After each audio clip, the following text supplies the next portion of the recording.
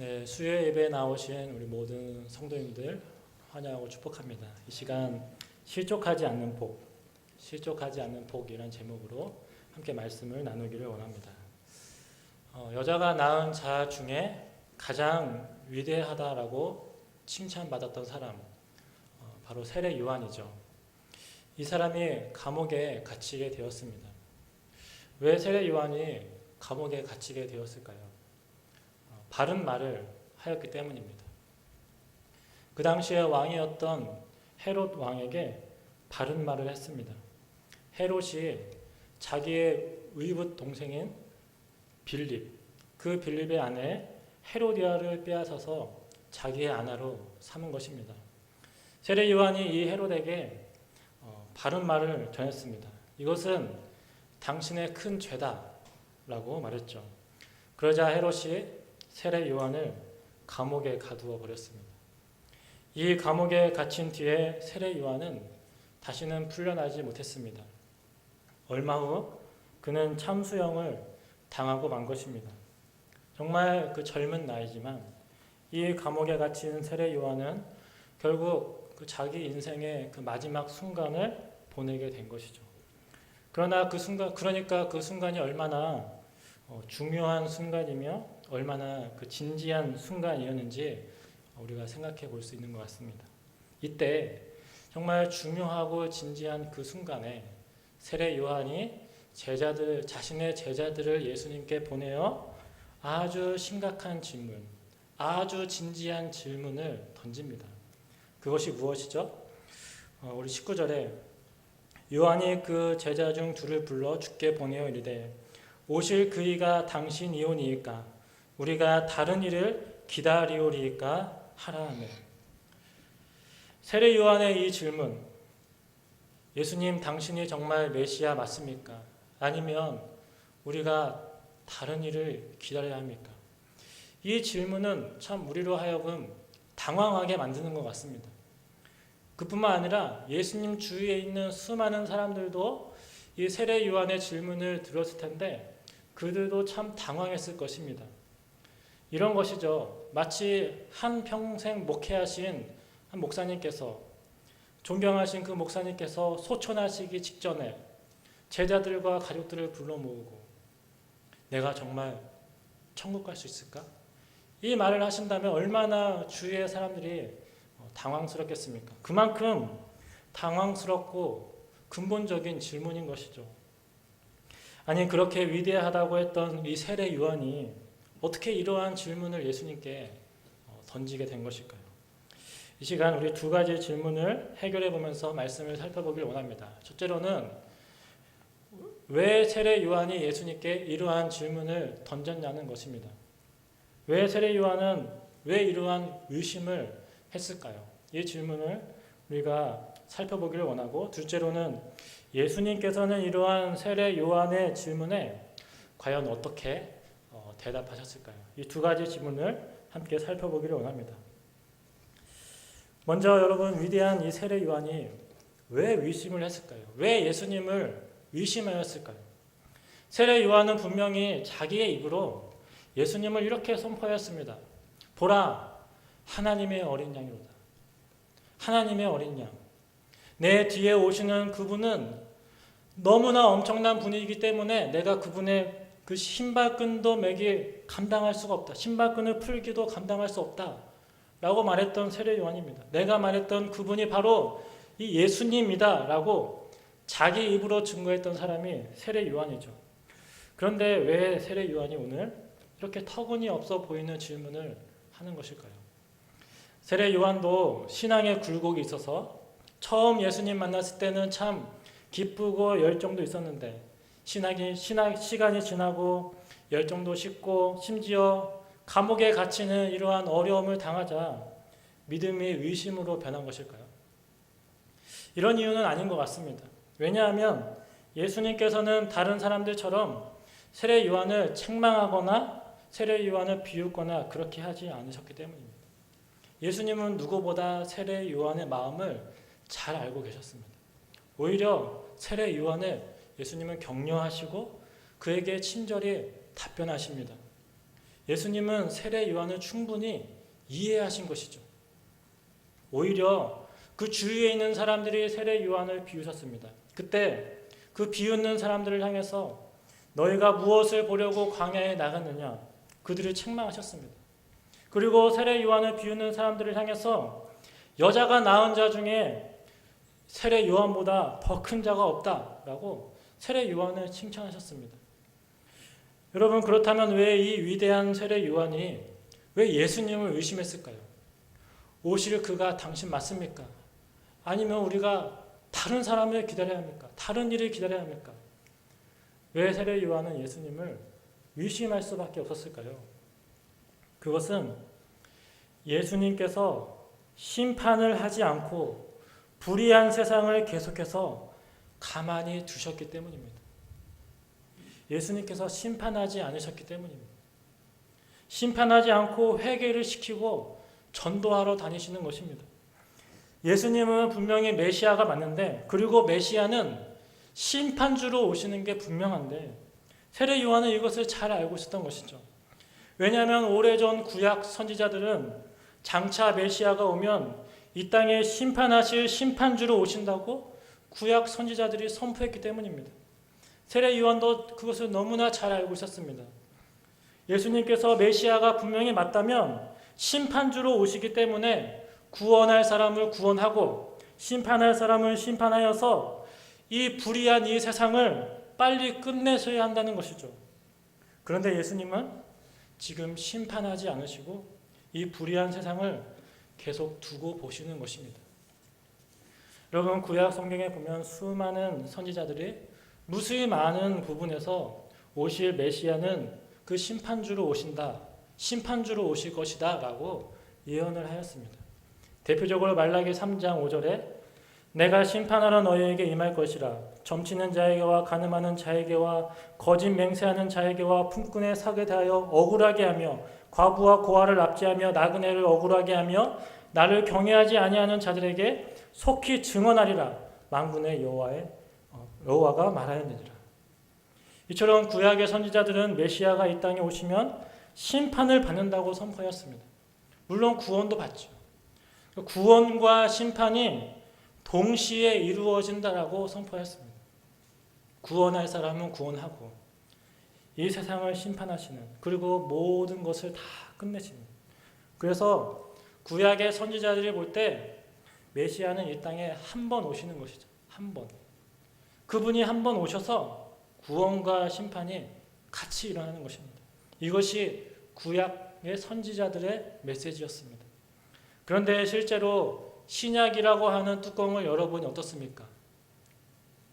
메시아는 한 번 오시는 것이 아니라 두 번 오시는 것이었습니다.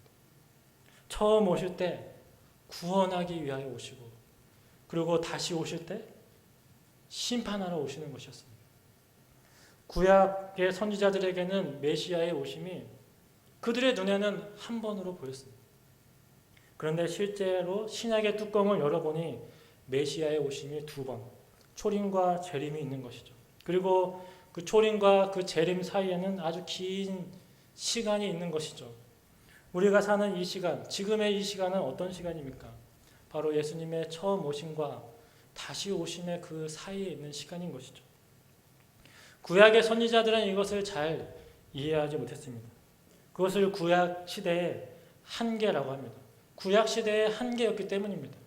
구약 선지자들은 정말 위대한 사람들이었고 정말 하나님의 귀한 일꾼들이었지만 어쩔 수 없이 구약 시대에 살았기 때문에 한계를 가질 수밖에 없었습니다. 한계가 있기 때문에 그들이 보기에는 메시아의 오심이 이 땅에 한 번 오심으로, 그래서 구원과 심판이 동시에 이루어지는 것으로 본 것이죠. 여러분, 남산 많이 올라가 보셨습니까? 저도 남산을 서울에 올라와서 몇 번 올라가 봤습니다. 얼마나 경치가 좋은지 모릅니다. 근데 저는 이제 남산에 올라갈 필요가 없습니다. 남산보다 한강교회가 더 경치가 좋습니다. 종탑에 올라가 보십시오. 남산타워랑 비슷합니다. 바람을 막을 수가 없어서 그렇지. 그런데 저는 어렸을 때도 남산에 많이 올라갔습니다. 왜냐하면 저희 시골 고향에 뒷산 이름이 남산이었기 때문이죠. 네, 그 남산에 낮에 올라가면 두 가지 경치를 보게 되는데, 한쪽에는 서천의 그 읍내, 그리고 한쪽 면은 서해 바다가 보입니다. 여러분, 서해 바다에 뭐가 많은지 아십니까? 잘 안 보셔서 모르시는가 보군요. 섬이 많습니다. 그래서 남산에 올라가서 서해 바다를 쫙 보면 그 광활한 바다 사이사이에 많은 섬들이 보입니다. 그런데 제가 남산에서 봤을 때 저 보이는 섬이 하나의 섬으로 보입니다. 왜냐하면 그 앞에 있는 섬과 뒤에 있는 섬이 겹쳐서 보이기 때문이죠. 아니, 저게 두 개의 섬인가 하지만 바로 앞과 뒤에 붙어 있는 것처럼 보입니다.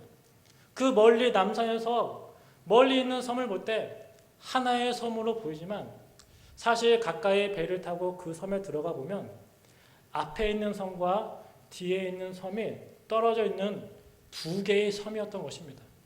사실 겹쳐서 보였던 것이죠. 더 놀라운 것은 이 겹쳐서 보였던 이 두 개의 섬이 상당한 거리가 있다는 것입니다. 배를 타고도 수십 분을 가야 되는 상당한 거리가 있었다는 것이죠. 여러분, 이것이 구약 선지자들의 한계였던 것이죠. 멀리서 메시아의 오심을 보니까 마치 두 섬이 겹쳐서 하나의 섬으로 보인 것처럼 한 번 오심으로 보였던 것입니다. 그러나 신약의 뚜껑을 열어보니 한 번이 아니라 두 번이었던 것이죠. 초림과 재림이 있었던 것이죠. 그리고 초림과 다시 오시는 그 재림 사이에 짧은 시간이 아닌 상당히 긴 시간, 적어도 2000년이 넘는 긴 시간이 걸리는 것이죠. 여러분, 세례 요한은 신약 시대에 신약에 나오지만 사실 구약 시대의 사람입니다. 구약 시대의 인물이기 때문에 세례 요한은 예수님을 그렇게 볼 수밖에 없었던 것이죠. 두 번 오신다는 것을 알 수가 없었습니다. 세례 요한에서 한번 생각해 봅시다. 예수님은 메시아가 맞는데, 메시아가 맞다면 구원할 사람 구원하고 심판할 사람 심판하고 알곡은 곳간에 모아두고 축정인은 심판하는 이 일이 빨리 이루어져야 되는데, 정작 예수님은 심판할 생각을 안 하신다는 것입니다. 여러분, 세례 요한은 지금 감옥에 갇혀 있습니다. 세례 요한이 잘못해서 갔습니까? 아닙니다. 바른 말을 해서 감옥에 갔습니다. 억울하게 갇혀 있습니다. 저 못된 헤롯이 잘못을 해서 세례 요한이 그것은 당신의 죄다라고 바른 말을 했을 뿐입니다. 억울하게 하나님의 종은 감옥에 갇혀 있고, 저 못된 짓을 한 헤롯은 버젓이 눈뜨고 살아있는 것입니다. 여러분, 만약에 여러분이 세례 요한이라면 어떤 생각을 가지시겠습니까? 왜 오신 이 메시아는 이 악한 정권을 심판하실 생각을 안 하시는 거예요? 왜 메시아는 가만히 계신 거야? 라고 생각하지 않으시겠습니까? 그래서 세례 요한은 제자들을 통해서 예수님께 정말 진지한 질문을 한 것입니다. 오실 그이가 당신입니까? 아니면 우리가 다른 일을 기다려야 합니까? 세례 요한은 이 질문을 할 수밖에 없었던 것이죠. 예수님께서 세례 요한의 질문을 들으시고 이렇게 대답을 하십니다. 22절입니다. 예수께서 대답하여 이르시되 너희가 가서 보고 들은 것을 요한에게 알리되 맹인이 보며 못 걷는 사람이 걸으며 나병 환자가 깨끗함을 받으며 귀먹은 사람이 들으며 죽은 자가 살아나며 가난한 자에게 복음이 전파된다 하라. 아멘. 예수님은 세례 요한에게 아주 친절하게 답변을 하십니다. 성경에 나오는 그 잘 아는 말씀, 이사야 35장 5절과 이사야 61장 1절의 말씀을 인용하여서 잘 친절하게 대답해 주십니다. 예수님의 대답은 무엇입니까? 심판은 한다는 것입니다. 심판은 반드시 한다는 것입니다. 예수님은 심판주도 되시기 때문입니다. 그러나 예수님은 심판주이시지만 동시에 구원주이십니다. 그렇기 때문에 심판을 하기 전에 무엇이 있어야 하냐면 많은 사람들이 구원을 받아야 한다는 것입니다. 이것이 예수님의 대답인 것입니다. 세례 요한은 시대적으로 어쩔 수 없이 구원과 심판이 한 시점이라고 생각했지만 예수님께서 하시는 말씀은 아니라는 것이죠. 예수님께서는 달리 말씀하십니다. 시간이 얼마나 걸릴지 모르겠지만 많은 사람들이 구원을 받아야 된다고 예수님께서 말씀하시는 것입니다.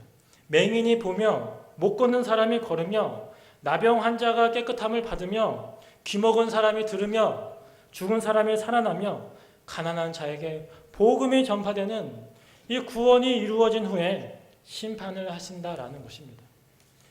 이것이 세례 요한의 질문에 대한 예수님의 대답이었습니다.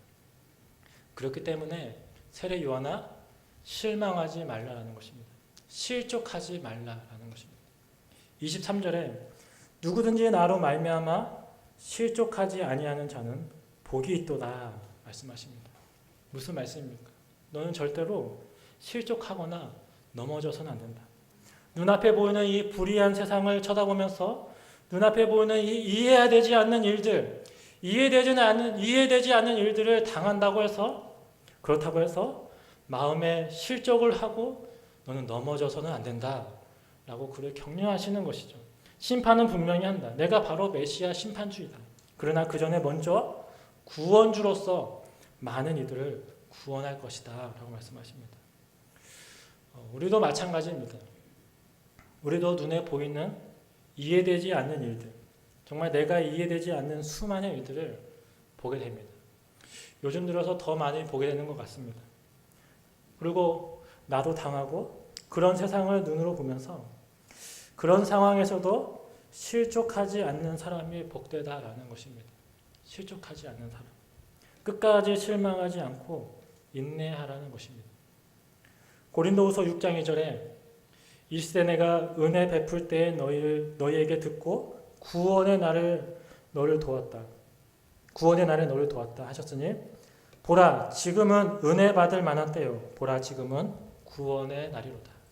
보라 지금은 은혜 받을 만한 때요 보라 지금은 구원의 날이로다. 사도 바울이 이 고백을 한 것처럼 지금은 정말로 은혜 받을 만한 때, 구원의 날인 것이죠. 하나님께서 사랑하시는 그 자신의 독생자를 아끼지 아니하시고 사랑하시는 그 아들의 핏값으로 사신 그 잃어버린 한 영혼이 주께 돌아올 때이라는 것입니다. 지금이 그때라는 것입니다. 이 구원의 때에 세례 요한처럼 불의한 일을 당한다 할지라도 내가 이해되지 않는 일을 당한다 할지라도 실족하지 않고 실망하지 않고 인내하라는 것입니다. 1892년에 낯선 한국 땅에 도착한 한 선교사 부부가 있었습니다. 이 두 부부에게는 자녀가 없어서 고민하던 때에 그들에게 한국에 입국한 지 6년 만에 첫 아들이 태어났습니다. 그런데 그로부터 8개월 뒤 그 첫 아들이 하늘나라로 떠났습니다. 그리고 그 아들의 시신을 양화진에 묻었죠. 3년 뒤에 첫 아들의 잃은 슬픔이 암으로 갈 때쯤 둘째 아이가 생겼습니다. 다행이죠. 10달을 뱃속에 품고 세상 밖으로 나올 날을 기다렸습니다. 1902년 3월 7일 날 둘째 아들이 태어났습니다. 1년 뒤, 둘째 아들이 태어나고 하나님께서는 하루 만에 이 아이를 데려가셨습니다. 그리고 1년 뒤에 이 아이를 잃은 슬픔을 이기지 못하고 그 사랑하는 선교사님의 아내가 세상을 떠났습니다. 이 모든 일들을 다 지켜보던 조선 사람들이 이 선교사님에게 이렇게 물어봤다고 합니다. 당신이 전하는 예수가 누구이기에 이렇게 당신을 힘들게 하는 거예요. 도대체 당신이 전하는 예수가 누구길래 당신은 왜 이렇게 이곳에 와서 왜 이런 일을 당하고 있는 거예요? 그때 이 물음에 선교사는 대답 대신 찬양을 지어서 부르기 시작했다고 합니다. 우리가 이전에 불렀던 96장, 우리 민노아 선교사님이 지으신 찬양, 바로 예수님이 누구신가인 것이죠. 예수님은 누구신가? 우는 자의 위로와 없는 자의 풍성이며 천한 자의 높음과 잡힌 자의 노인되고 우리 기쁨 되시네. 우리 한강교회 사랑하는 성도 여러분, 혹시 우리 민노아 선교사님과 같이 세례 요한과 같이 정말 이해할 수 없는 어려움을 겪고 계시진 않습니까? 불의한 세상은 그대로이고 정말 악한 일을 일삼는 그 사람들은 떵떵거리며 살아가고 있는데 정말 믿음의 길을 걸어가고 있는 우리가 억울하고 답답하고 정말 이해할 수 없는 아픔을 겪고 있을 때 여러분 혹시 세례 요한처럼 주님 앞에 이런 질문을 던지고 계시지 않습니까? 주님, 정말 주님 맞습니까? 아니면 제가 다른 일을 찾아야 합니까?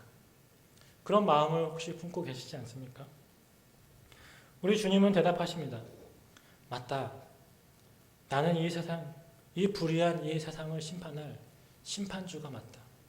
그러나 그 전에 맹인이 보며 못 걷는 이가 걸으며 나병 자가 깨끗함을 받으며 귀 먹은 자가 들으며 죽은 자가 살아나며 가난한 자에게 복음이 전파되어야 할 것이다 라고 말씀하십니다.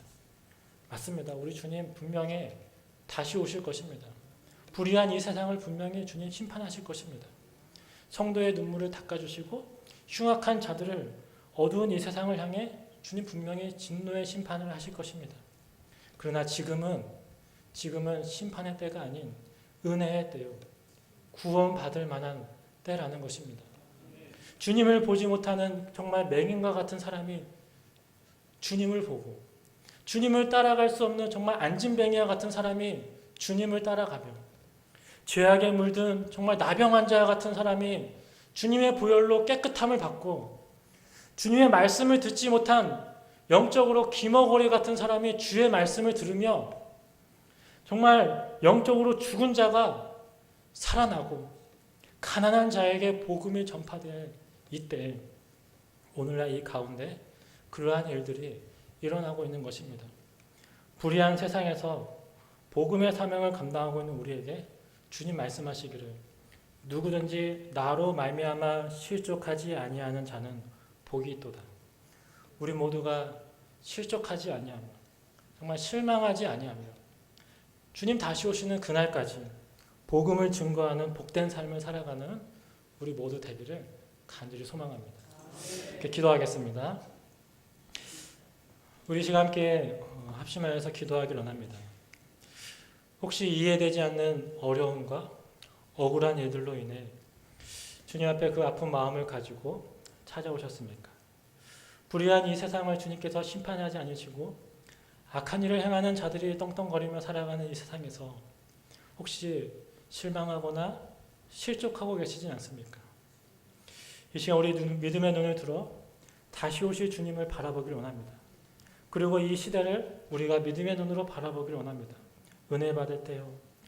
구원의 날인 이때에 우리가 실족하지 아니하고 실망하지 아니하고 주님 다시 오시는 그날까지 끝까지 인내하며 주의 복음을 전하는 사명을 감당하기를 원합니다. 주님, 제가 주님의 뜻을 온전히 이루며 살아갈 수 있도록 주님 인도하여 주시옵소서.